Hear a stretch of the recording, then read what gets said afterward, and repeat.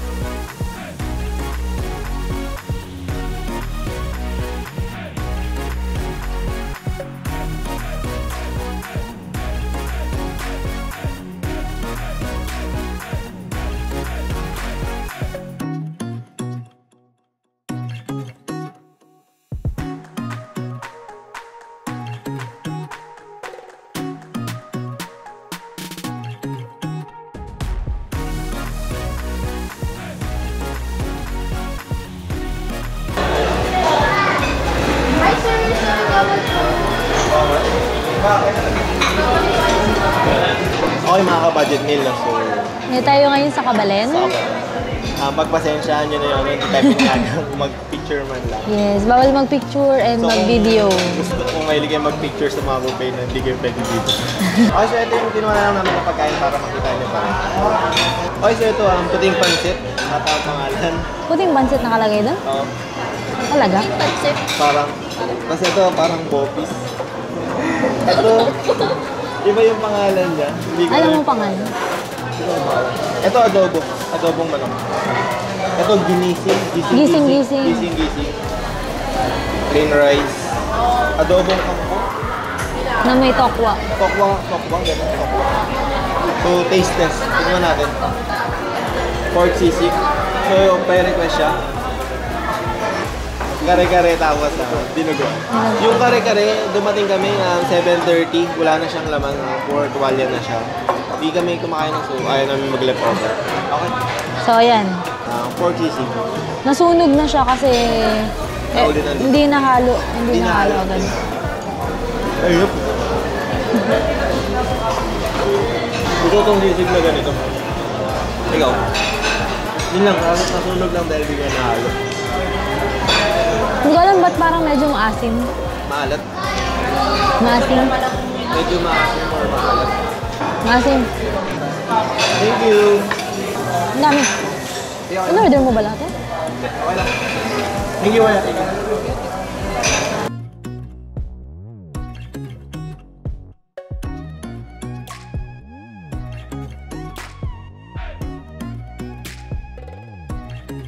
So yan, haluin nyo siya para hindi siya madikit-dikit at masunog. Hindi nasunog na lang.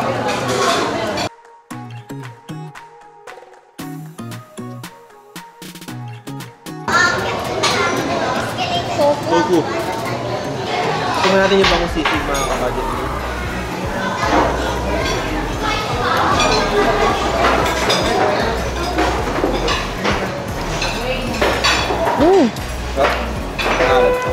Parang mas masarap yan. Although medyo maasim lang siya.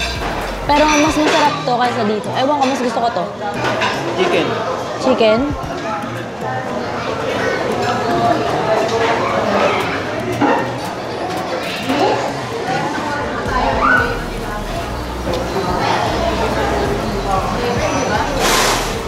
Masarap. Ayan lang. No? Medyo parang creamy siya na maanghang. Masarap siya kasi maanghang. Maanghang talaga, maanghang. Maanghang talaga siya. Next naman, tofu. Tofu, ano ba to? Tofu lang? Mango tofu. Sizzling tofu.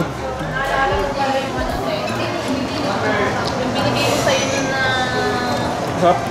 Gusto ko yung tofu. Sarap yung tofu. Ako yung tofu. Sarap. Gusto ko. Hindi mo gusto. Okay lang naman. Malambot yung tofu. Malambot yung tofu. Creamy. Favorite niya yan. Favorite yung tofu. Sarap ka? Talaga? Kuha pa tayo pag masarap. Parang sotang mo. So, puting pansit. Oo nga. Masarap nga yung puting pansit. Sabi yung puting pansit mga kapatid. Bagay siya sa kanin. Parang yung anong sotanghon, no? Mm. Lahat sotanghon. Sarap. Popis.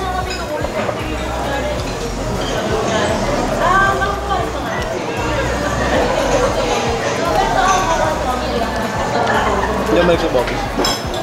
Hindi rin ako nakakain ng boffice eh, pero Okay naman. okay lang naman yung lasa niya.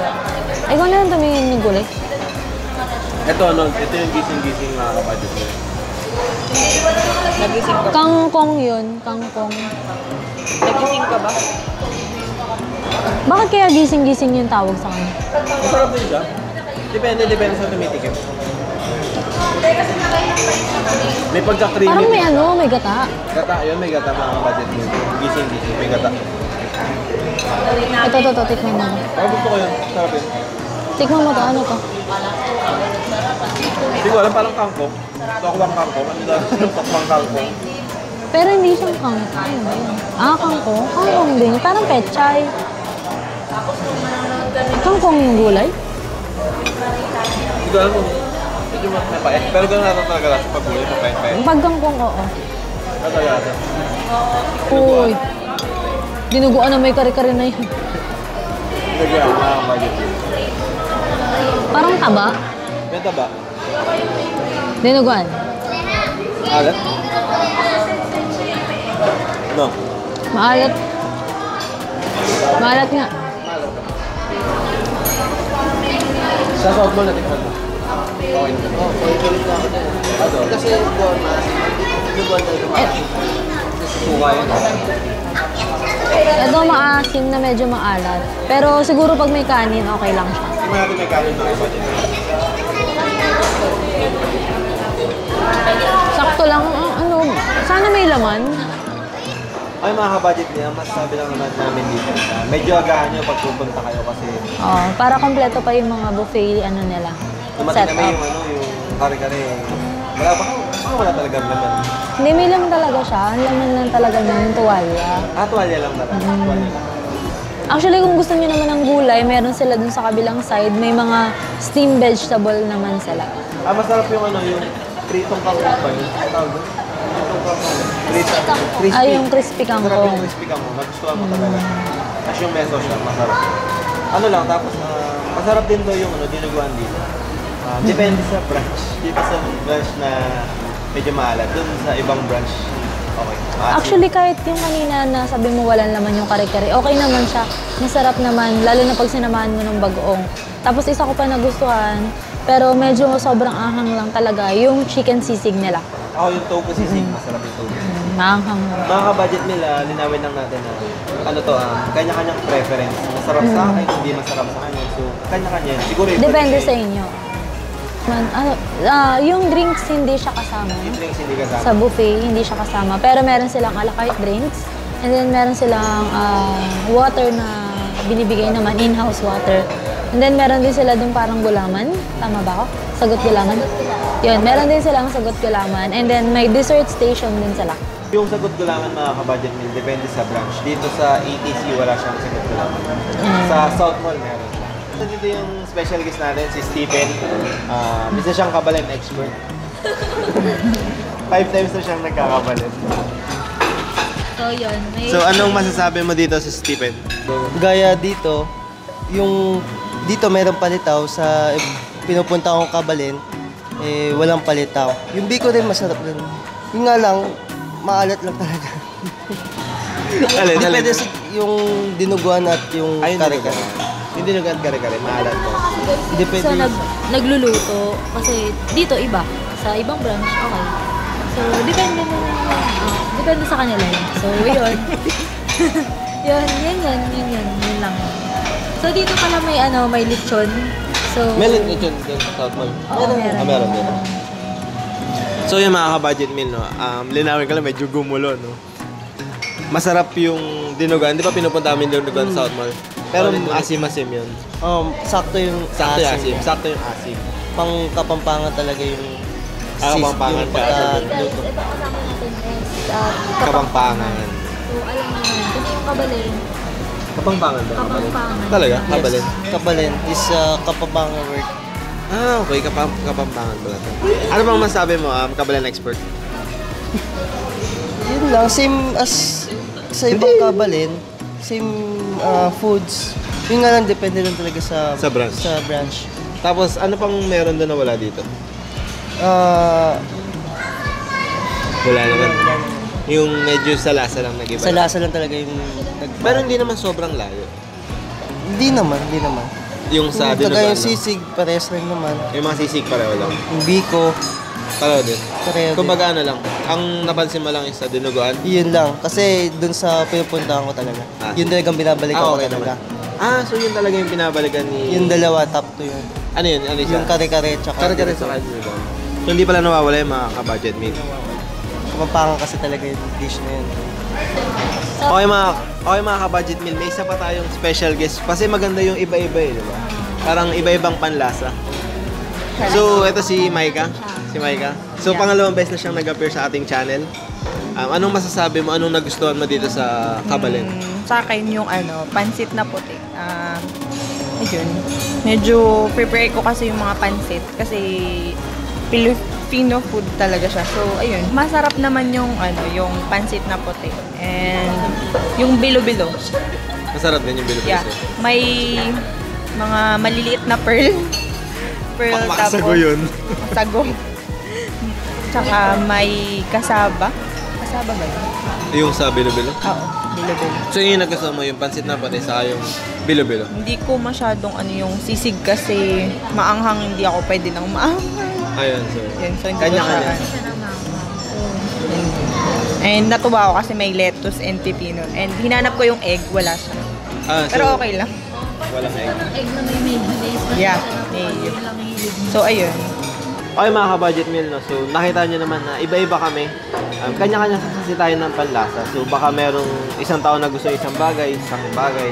So, overall, okay naman siya. Actually guys, kung di ba hindi naman na halos napakita sa inyo yung buffet, pwede nyo siyang Ocular. i-check kung saan kayo mas malapit. Pwede nyo muna siya i-ocular, pwede nyo siyang tingnan kung magugustuhan nyo ba para makita nyo ng personal. Basta agahan nyo kung agahan nyo lang.